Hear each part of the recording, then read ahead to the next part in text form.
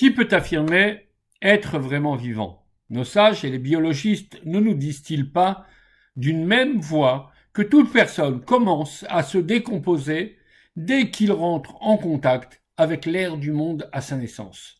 La vitalité, c'est quelque chose de plus fort qu'une simple présence physique.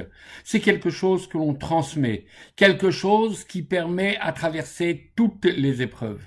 La Torah affirme, dans les livres de Devarim, le Deutéronome, « Vous qui êtes liés à l'Éternel, votre Dieu, Vatem adbekim b'Hashem Elokechem » Alors, Chaim kulchem hayom, vous êtes vivant aujourd'hui. Être vivant, c'est en fait être lié à la source de vie. La paracha nous raconte que Yosef envoya des agalotes, des charrettes, avec ses frères pour rapatrier son père et sa famille en Égypte. En arrivant chez Yaakov, les frères de Yosef annoncèrent à Yaakov que Yosef était encore vivant et qu'il vivait en Égypte. Le verset témoigne que Yaakov eut des difficultés à croire à cette merveilleuse nouvelle, mais dès qu'il aperçut les agalotes, les charrettes, il s'exclama « Mon fils Yosef est encore en vie ».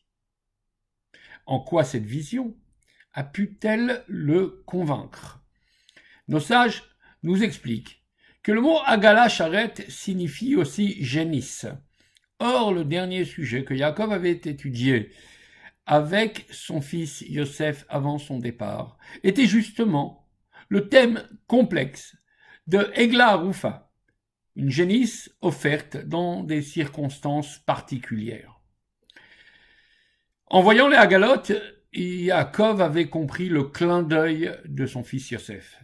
Aussi, si après tant d'années de séparation, dans un pays aussi hostile que l'Égypte, Yosef était capable de se souvenir encore de la dernière leçon de Torah de son père, alors on pouvait affirmer qu'il était vraiment vivant dans tous les sens du terme.